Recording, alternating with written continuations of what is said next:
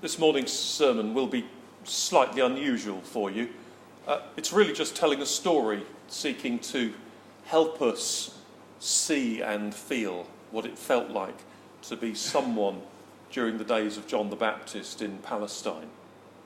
So there won't be a conclusion, there won't be me instructing you to do anything, but it's an opportunity to get into the experience of what Advent is about.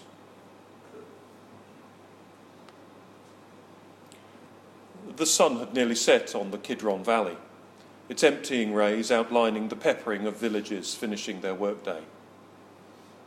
It would have been a beautiful sight, except for the watchtowers and the heavy fear Miriam felt as she stumbled towards her village, wishing her day was ending.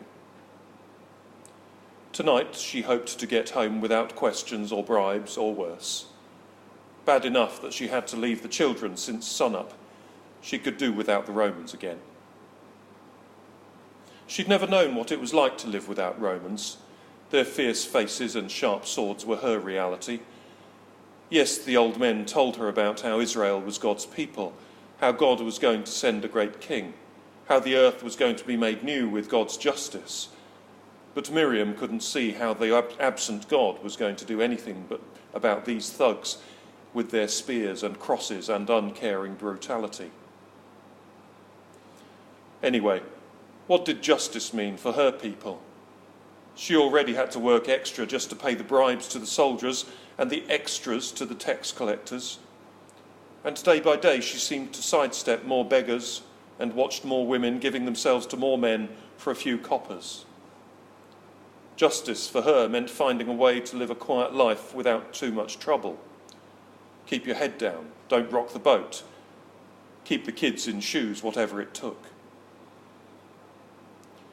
And yet the old men went on about how this life was God's justice, that the people had failed to do God's will, that this was judgment and that they should reform their ways and cry out for forgiveness. It was all beyond Miriam. Sweeping floors each day was effort enough. Yes, she wanted saving, and if there was someone out there who was going to make it all right, she was on board with that. But who could overturn the hard-eyed Romans? And then she remembered the stories about Mad John, the wild-eyed, animal-clothed Baptist down at the Jordan.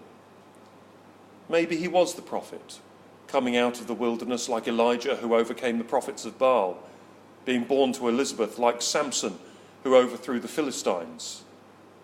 Maybe this voice from the wilderness really was the one to save Israel. She closed the door to the house, and the warmth of the fire and her children enveloped her. Thankful as she was that she'd missed the checkpoint, her love for these little ones was tinged with fear for their future. Deep in the darkness that night, with the cicadas now quiet and the occasional animal noise puncturing the darkness, she dared to pray for a something else, and not this she could dream of but had never seen. Several depressed days later, she drifted down to the river to listen to wild-eyed John. "Straighten up," he said. "Turn around," he cried. "There's someone coming, the one who was promised, who is going to make it right as God promised." She'd heard so many of these raving prophets that at first she assumed he was just another nut proclaiming another Christ. But something about his eyes, his bearing, his spirit said something different. There was conviction, reality if you like, behind his words, within his being. And then, more than the words, her heart caught what was happening here.